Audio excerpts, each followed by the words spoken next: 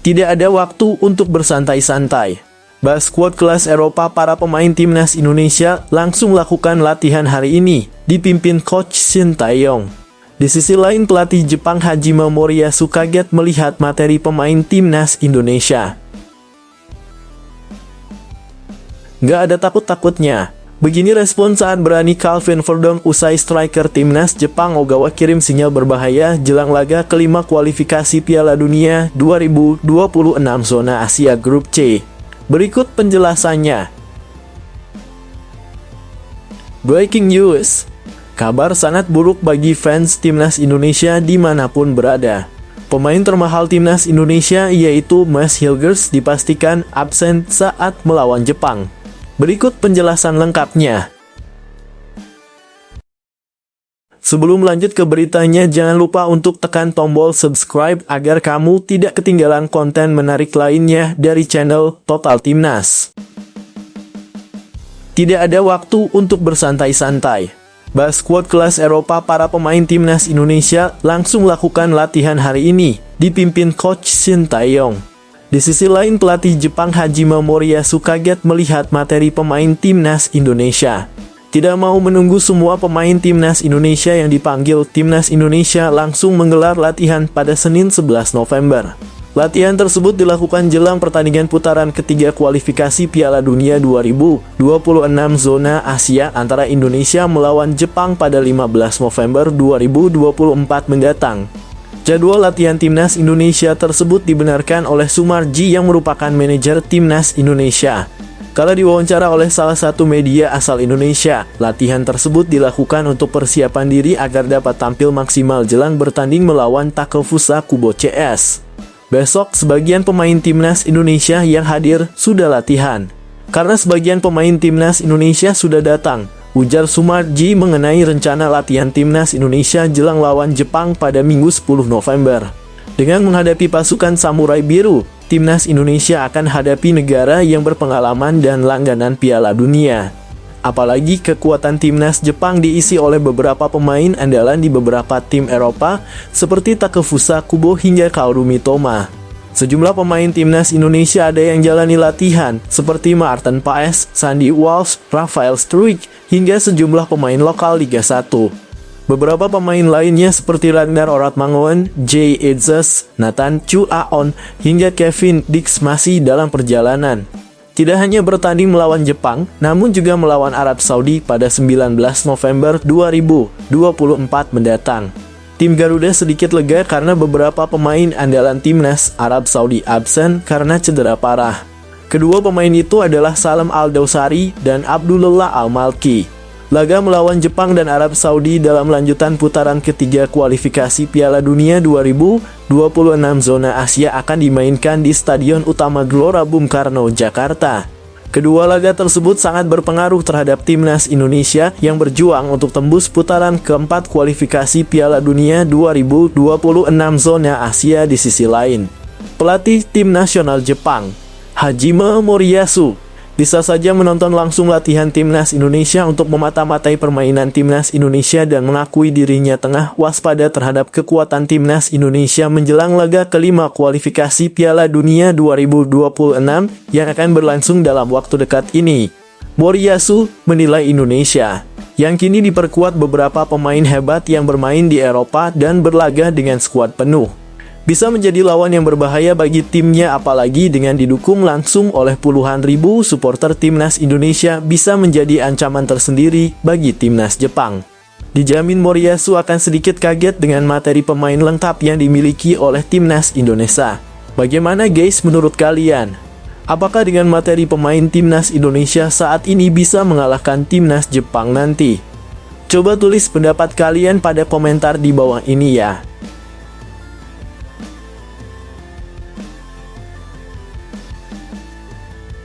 Nggak ada takut-takutnya.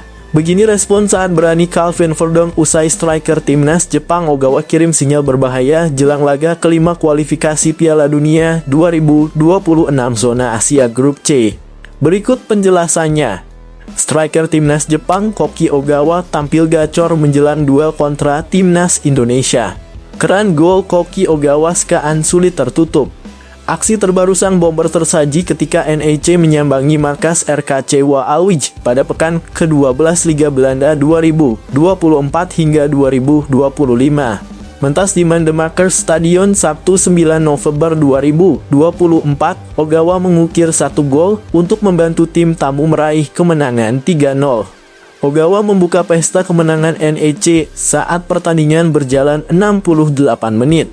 Diawali umpan sepak pojok, bola mengarah ke tiang jauh dan disontek oleh pemain berusia 27 tahun itu.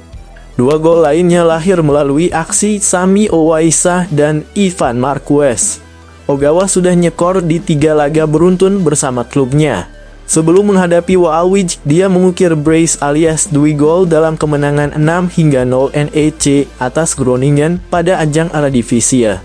Tarik 4 hari ke belakang, di pentas Piala Liga Belanda, Ogawa mengukir hal serupa dan NEC menang 4-3 atas Zwolle. Total 5 gol disarankan Ogawa dari 3 penampilan terakhir.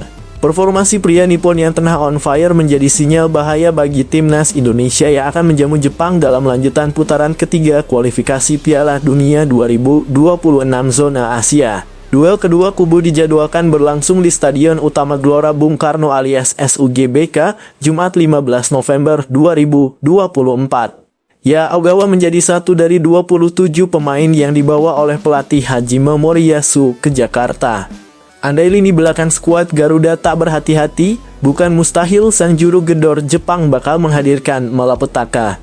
Penampilan panas Ogawa justru menghadirkan senyum bagi bek timnas Indonesia, Calvin Verdong. Mereka berdua merupakan rekan satu tim di NEC. Berkat aksi hebat Ogawa, Verdong juga ikut merasakan kemenangan bareng klub dalam 3 partai terakhir.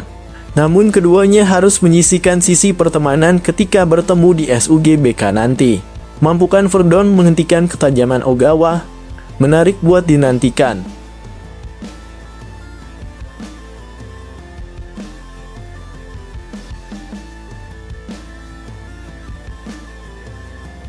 Breaking news. Kabar sangat buruk bagi fans timnas Indonesia dimanapun berada.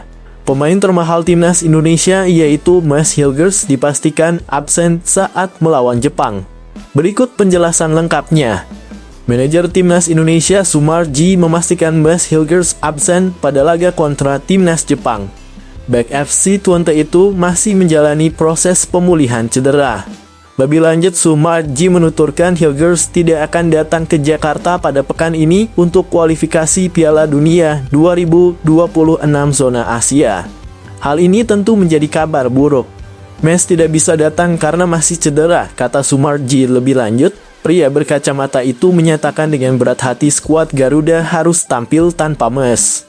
Jadi pemain itu akan fokus pemulihan dahulu agar bisa segera membela timnas Indonesia. Selain itu, Sumarji mengatakan beberapa pemain timnas Indonesia sudah tiba di Jakarta. Jadi, timnya bisa segera melakukan latihan meskipun skuad belum lengkap. Besok sudah latihan. Sebagian sudah datang, tandasnya. Hilgers diketahui menderita cedera sejak 2 pekan lalu. Ia sudah absen dalam beberapa laga terakhir FC Twente di Liga Belanda dan Liga Eropa 2024 hingga 2025. Sebatas informasi, saat ini timnas Indonesia berada di posisi kelima klasemen grup C dengan 3 poin. Sementara itu, skuad Samurai Biru bertengger di posisi puncak klasemen dengan 10 poin. Selepas melawan Jepang, timnas Indonesia akan melawan timnas Arab Saudi. Laga itu akan berlangsung di Stadion Utama Gelora Bung Karno SUGBK, Jakarta pada 19 November 2024.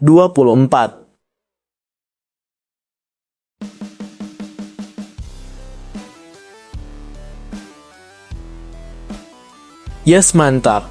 Kekuatan timnas Indonesia bertambah, lini depan dijamin semakin gacor. Salah satu pemain incaran PSSI akan dinaturalisasi dalam waktu dekat ini. Siapakah dia? Tonton video ini sampai habis agar tahu sosoknya. Penyerang klub Volendam, Mauro Zijlstra, akan jadi pemain terbaru yang dinaturalisasi ke timnas Indonesia setelah Kevin Dix. Timnas Indonesia belum lama ini sukses menaturalisasi 2 amunisi baru. Mereka adalah Mads Hilgers dan Eliano Reijnders. Setelah itu akan ada satu nama lagi pemain yang akan gabung dengan skuad timnas Indonesia. Pemain tersebut adalah Kevin Dix, penggawa klub FC Copenhagen.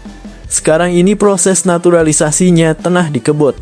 Ia diharap bisa segera berpartisipasi di laga lanjutan kualifikasi Piala Dunia 2026 zona Asia. Setelah Kevin Dix, masih akan ada lagi pemain yang bakal dinaturalisasi ke timnas Indonesia. Pemain itu adalah Mauro Zijlstra. Ia adalah penyerang berdarah Sunda. Sebelumnya pemain berusia 19 tahun itu mengatakan sudah mengirim dokumen untuk naturalisasinya kepada PSSI. Kini ia kembali menegaskan bahwa semua dokumen yang diperlukan untuk proses naturalisasi itu sudah ada di tangan PSSI. Hal itu terungkap di kanal YouTube Yusa Nugraha. Mauro saat ini sudah mengirim semua suratnya ke PSSI dan sudah sampai juga di PSSI.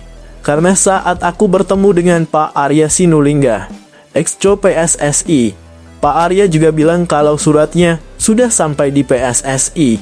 Semua dokumennya dilihat dengan detail. Pak Arya bilang seperti itu. Beber Yusa Mauro Zijlstra kemudian mengungkapkan bahwa proses naturalisasinya bakal segera diproses oleh PSSI. Namun pemrosesan itu menunggu tuntasnya partisipasi timnas Indonesia U20 di Pantas Piala Asia U20 2025. Naturalisasi prosesnya saat ini harus menunggu sebentar karena pemain U20 dari timnas Indonesia saat ini memiliki prioritas.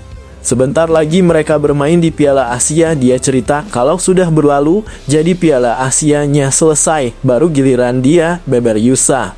Piala Asia U20 2025 akan digelar di Cina pada 6 hingga 23 Februari 2025 mendatang. Timnas Indonesia U20 akan berharap untuk bisa finish di 4 besar karena posisi itu akan menjamin kelolosan mereka ke Piala Dunia U20 2025.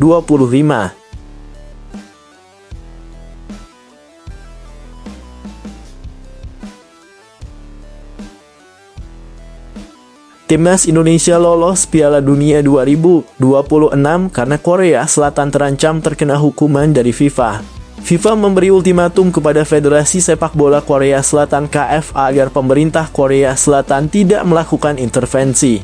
Sekadar diketahui pemerintah, dalam hal ini Kementerian Olahraga Korea Selatan, meminta KFA untuk menghukum sang presiden Chung Mong-gyu. Chung Mong-gyu dinilai pemerintah Korea Selatan melakukan beberapa praktik ilegal, termasuk saat penunjukan pelatih timnas Korea Selatan, yakni Jurgen Klinsmann dan Hong Young-bo. FIFA telah memperingatkan KFA soal kemungkinan sanksi karena melanggar kewajibannya untuk beroperasi secara independen, mengingat adanya intervensi dari Kementerian Olahraga Korea Selatan. Channel Total Timnas mengutip dari Yonhap, Kamis 7 November 2024. Jika intervensi terus berlanjut, FIFA akan menjatuhkan hukuman kepada KFA. Ujung-ujungnya, klub-klub Korea Selatan maupun timnas Korea Selatan dilarang mentas di ajang internasional. Keikutsertaan timnas Korea Selatan di babak ketiga kualifikasi Piala Dunia 2026 zona Asia pun menjadi hangus jika KFA dihukum FIFA. Seluruh hasil laga Korea Selatan otomatis dihapuskan. Melihat kondisi ini, Yordania dan Irak diprediksi finish di posisi 1 dan 2 grup B, sehingga berhak lolos otomatis ke Piala Dunia 2026. Dicoretnya Korea Selatan serta lolosnya Yordania dan Irak membuat timnas Indonesia kehilangan banyak pesaing jika nantinya tampil di babak keempat kualifikasi Piala Dunia 2026 zona Asia.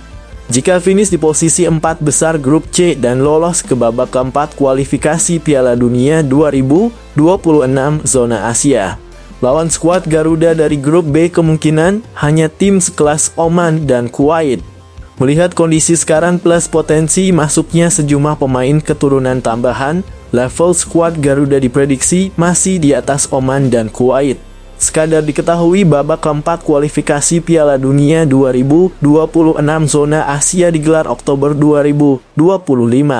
Para pesertanya merupakan tim-tim yang finish di posisi 3 dan 4 grup A, B, dan C. Nantinya 6 tim itu dibagi ke dalam 2 grup, yang mana masing-masing grupnya berisikan 3 tim. Tim yang finish sebagai juara di masing-masing grup 2 negara berhak lolos otomatis ke Piala Dunia 2026. Sementara itu, tim yang finish runner-up harus bertemu di playoff zona Asia. Timnas Indonesia berpeluang besar lolos ke babak keempat kualifikasi Piala Dunia 2026 zona Asia. Saat ini hingga matchday keempat grup C, Timnas Indonesia duduk di posisi 5 dengan 3 angka. Hanya terpaut 2 poin dari Bahrain di tempat keempat, atau batas akhir tim yang lolos ke babak keempat. Bagaimana guys tanggapan kalian mengenai berita ini? Apakah kalian setuju Timnas Korea Selatan dihukum FIFA dan Timnas Indonesia dinyatakan lolos Piala Dunia 2026 untuk gantikan Korea Selatan? Coba tulis komentar kalian di bawah ini ya. Sombongnya minta ampun. Back Timnas Jepang berani berikan pernyataan yang super sombong sekali jelang lawan Timnas Indonesia. Apa yang mendasarinya berani mengatakan hal tersebut? Berikut penjelasannya. Back tengah Jepang Ko Itakura melancarkan peran psikologis dengan sesumbar ingin menjuarai Piala Dunia 2026 menjelang melawan Timnas Indonesia di kualifikasi putaran ketiga kualifikasi Piala Dunia 2026 zona Asia. Ko Itakura menjadi bagian Jepang di Piala Dunia 2022, di mana tim tersingkir di babak 16 besar. Ini bukan sekadar turnamen sepak bola dunia, tetapi juga bukan olimpiade, kata Ko Itakura, dikutip bolasport.com dari Nikkan Sports. Rasanya seperti seluruh negara menjadi satu dengan sepak bola. Sulit untuk diungkapkan dengan kata-kata, tetapi inilah yang saya rasakan sebagai Piala Dunia. Itulah sebabnya saya mulai berpikir tentang Piala Dunia berikutnya, ujarnya. Ko Itakura juga menjadi bagian Jepang saat berlaga di Piala Asia 2023. Jepang juga belum beruntung di ajang terbesar se-Asia ini. Tim besutan Hajime Moriyasu itu tersingkir di perempat final. Setelah kekecewaan pada pertandingan terakhir, kesadaran saya terhadap Piala Dunia semakin kuat, kata pemain Bundesliga bersama Borussia Mönchengladbach itu. Sekarang dengan pengalaman yang saya miliki saat bermain untuk tim nasional Jepang, saya memiliki keinginan kuat untuk memenangkan turnamen sebagai anggota tim nasional Jepang. Saya perlu berkembang sebanyak mungkin sebelum pertandingan berikutnya. Saya sangat menyadari hal itu, ujarnya. Selanjutnya, Ko Itakura berbicara soal dua laga yang bakal dihadapi Jepang di putaran ketiga kualifikasi Piala Dunia 2026. Jepang akan menjalani laga tandang melawan Timnas Indonesia pada 15 November 2024 dan Cina pada 19 November 2024. Back tengah 27 tahun itu menilai bahwa tidak ada laga yang mudah. Ia akan memberikan pendekatan harus menang melawan Timnas Indonesia dan Cina. Saya mengalami sendiri babak kualifikasi terakhir dan saya mengalami beberapa kekecewaan baik secara individu maupun sebagai tim di Piala Asia. Saya memasuki pertandingan dengan mengetahui bahwa tidak ada pertandingan yang mudah dan saya tahu secara langsung betapa sulitnya Asia. Saya memasuki setiap pertandingan dengan pola pikir bahwa kami harus menang, bahkan jika itu pertandingan yang ketat seperti menang 1-0. Itulah sebabnya kami menang 3 kali dan 1 kali seri. Kami memiliki 2 pertandingan tandang berikutnya. Kami harus memasuki pertandingan dengan pola pikir yang sama, ujarnya. Saat ini peluang Jepang untuk lolos ke Piala Dunia 2026 terbuka lebar. Jepang berada di puncak klasemen grup C dengan 10 poin. Dua tim teratas akan langsung lolos